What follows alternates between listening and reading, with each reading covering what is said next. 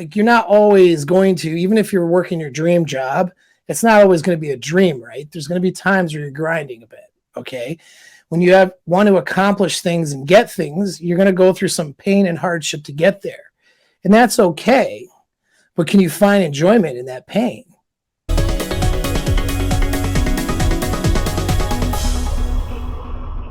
Here's the thing. You know what is the biggest indicator for me? If a dude is like, we'll say, I don't like using pills all the time, like I don't care what your pill identifier is, really. There's plenty of people out there that don't even know what a red pill is, and that's fine. Like people get really caught up in this stuff, everyone's coming up with different color pills. It's a little bit weird, actually. A little bit spurgy. It's a great analogy, and it's turned into something weird for a lot of people. But using that red pill and blue pill analogy, what tells me if a dude is still that blue pilled plugged-in guy? A good indicator is how he thinks about and talks about Monday.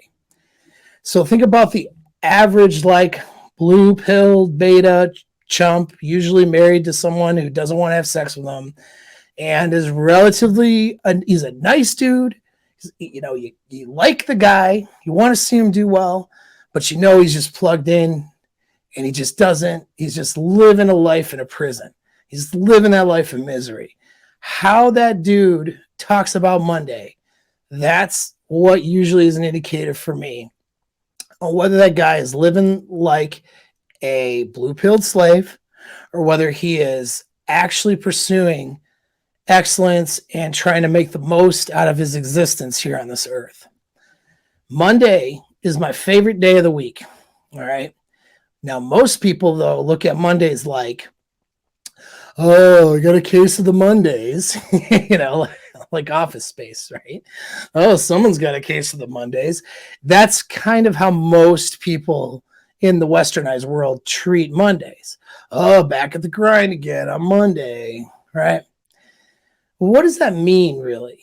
What does that mean? Well, we talked about intrinsic versus extrinsic rewards last week, if you caught that episode, right?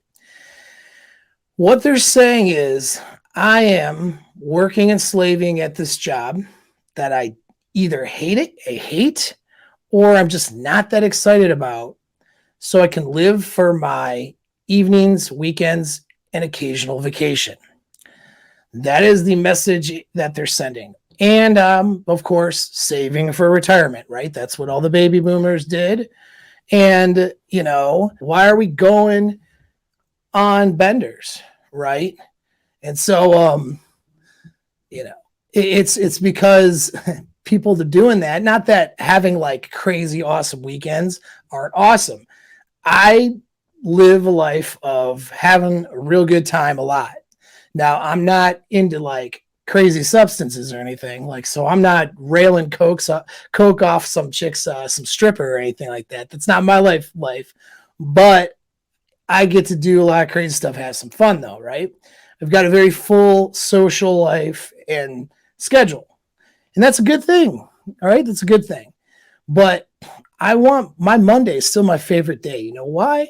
Because for a guy who's not living like a blue-pilled slave, Monday represents promise and potential, right? Monday represents a new week where I get to accomplish more stuff.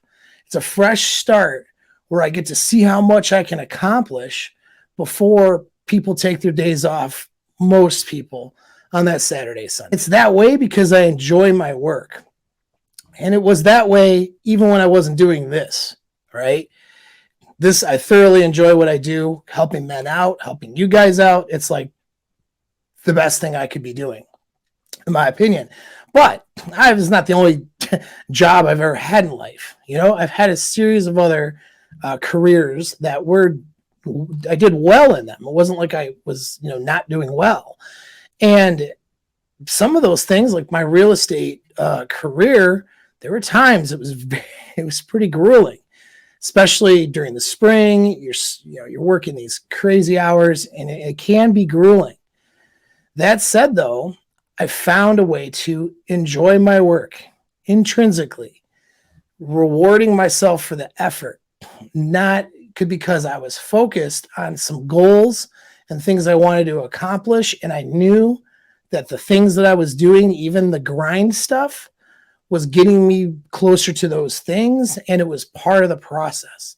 And that was exciting to me, even when I was suffering through some of that.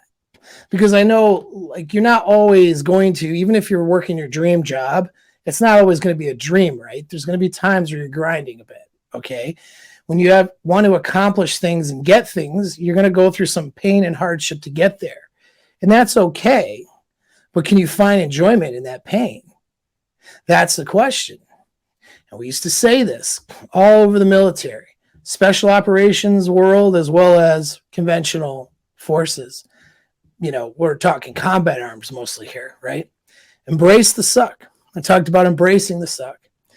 And we used to find ways to have a good time while we were getting smoked or physically miserable because we're out in the field and it's just dragging on. We're low sleep.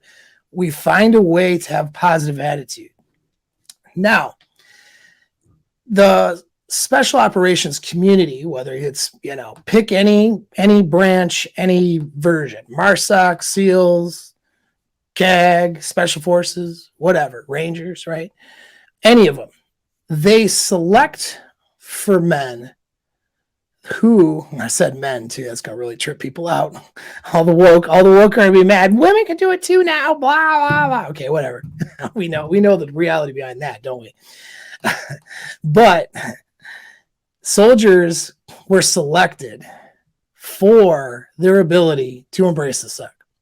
They weren't necessarily taught that, although you learned it better when you were in those communities. But the guys who could really find that intrinsic reward and not get all wrapped up in the goal and then making the situation they're in more and more miserable for themselves, that's who got picked. Guys who could have that good mental attitude during the effort, even when that effort sucked, they were selected. Okay. I mean, there were a number of other characteristics as well, but that's one major characteristic that got them selected over the other people who didn't get selected, is that they could maintain their mental focus and motivation when they're doing things that are miserable. All right. And they could embrace that suck and reward the effort. Let's face it. If you're a man, then you are probably dealing with problems and challenges with women. Now, I've got some good news and some bad news for you. Your success with women literally boils down to one thing. When you have this one thing, all of your troubles disappear and you start having amazing experiences that most men can only dream of. And that's the good news. But the bad news is, if you don't have it, nothing else will work. All of the money, good looks, advice on the internet, and all of the best pickup and game skills out there will fail without you mastering this one thing. And that one thing is frame. And the good news is, I can teach you all you need to know about it. The answers to ending your pain and suffering and to start living an amazing life with women is just one click away. After this video, click on the link in the description to schedule a free consult to see if you are a good fit. Click the link and let's get started. So even if you're grinding it out right now in a job that is a means to a goal, and it's not the end state for you right now, being able to embrace that suck and find the enjoyment in that process. Hey, knowing it's not forever, knowing you're going for something greater than this, but also knowing that, hey, this is motivating. I'm doing this every single day because it's getting me where I want to go. I want to do more of it. I want to do more of this painful thing that I'm doing right now, whether it's coding or making cold calls or whatever it is, right? You want to do more of that thing because it's getting you to where you want. And that's the reward. The reward isn't, man, I just got to make it to Friday so then I can go on a bender right? Because that goes back to intrinsic versus extrinsic reward, right? The extrinsic reward makes the effort harder over time. We talked about the neurological aspect of this and how dopamine works. If you have to psych yourself up for the activity and then wait and I'm going to reward myself at the end. Now I did it. Well, when you have to go back to that activity week in, week out, again and again, day in, day out, the actual effort becomes more difficult and the rewards have to get greater and greater to keep your motivation up. And you run into a point where you can no longer really motivate yourself because you can't get any higher without really damaging your life with those rewards, which, by the way, is why a lot of people turn into heavy drinking, heavy drugs, stuff like that on party weekends, drinking in the evenings because their day sucks. Their day and their vocation and their purpose, which is their purpose in life, the value they're providing to others, sucks. So they have to keep increasing that reward at the end of it in order to go back to the suck and then make a living off of it, right? And then they do that until they finally retire. That's called being in a prison. Now, the blue-pilled world tells men to do that so that they can take care of some woman and her goals and take care of kids. And by the way, having a family is great. And I'm not saying not to have a family. And I'm not saying not to take care of a woman either. Okay. But it's putting those people as your purpose in life. Everybody else's stuff becomes your reason for self-sacrificing. And that is the essence of beta. Because an alpha knows that what he has to offer and the impact that he has is more important than other people's bullshit. And so he's not going to sacrifice that impact in his vocation and what he is doing because he knows it's important. He knows it has value. He knows that that's more valuable than some other person's complaints or needs or wants or this and that and the other that he's supposed to now sacrifice himself for. The alpha that's on his mental point of origin, he can have that wife and kids too if he wants to. Well, he could have multiple women if he wants to, right? He can kind of design his own life, and that's the point. But even if he has that conventional situation, let's say Christian marriage, couple kids, it's on his terms. And he's not sacrificing himself in order to have those things, which means he shows up better, right? He's a better dad. He's a better husband. He's a better friend. He's a better person in his community because he thoroughly enjoys what he's doing because he knows that it's his passion and he's making that impact in the world. The beta prisoner who's created a prison for himself has the safety, sure. Safety of his 401k, safety of his job. It's perceived safety though, right? Because you can get laid off anytime.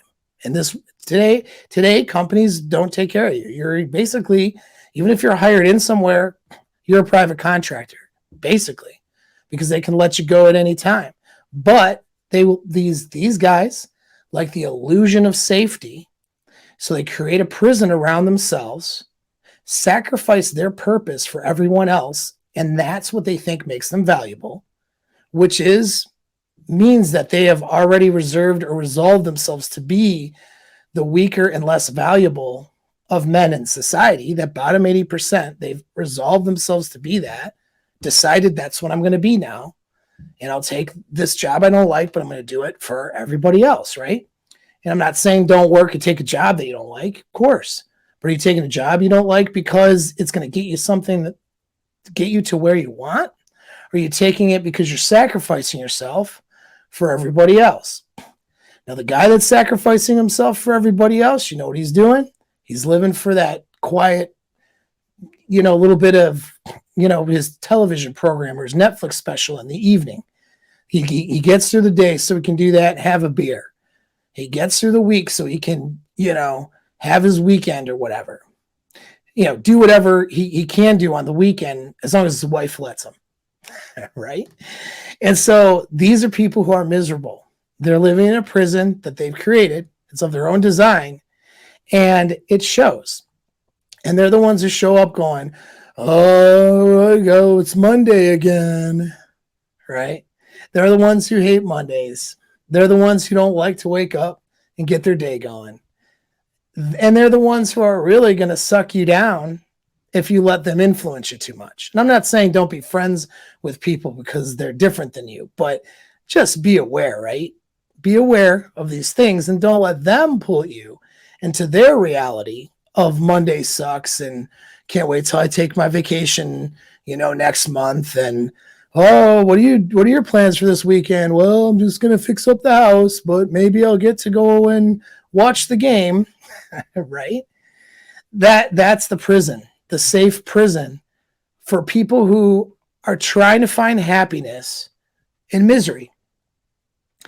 And they design that for themselves. So don't do that. All right. And if somebody gives you that thing, oh, Monday again, and they talk about Monday like that, that's a clue to you that they're plugged in. All right. And that they are living out this prison of their own design. And what I suggest for you guys, even if you're not where you want to be yet, even if you're going to a job that sucks because you have to pay the bills, that's fine. I've done plenty of that. That's good. But be excited about that. Be excited about Monday. The whole week has potential. If you're doing something that sucks, good. Embrace it. Because now, congratulations, by the way, if you are, because now you have a goal, if you didn't already. And that's to design your life and find that thing that you really are passionate about that makes you start the day on Monday going, wow, it's Monday again. I'm excited.